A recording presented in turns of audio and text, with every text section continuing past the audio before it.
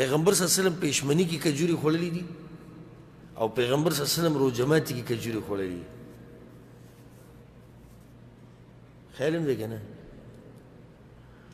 ولې دې دوو ټیمونو کې پیغمبر صلی الله علیه وسلم دا خواږه خوري؟ جواب: پېشمني کې خو خواږه په دې خوري وایي چې رایاد شي ورته د عبادت هغه خواږه چې ده ته به میلاویږي په دغه ورځ کې. تا ته اشاره وشوې پلانیه څنګه چې دا کجوره خواږه ده نو داسې دا روان عبادتونه هم ډېر خواږه دي په دې ورځ کې.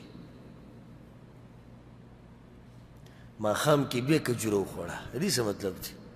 مطلب وی دا دی اشاره وشو چې پلانیه څنګه چې دا کجوره د باندې ډېره خوږه ولګېده دغه شان د قیامت په ورځ یو خوږ اجر ستا انتظار کوي.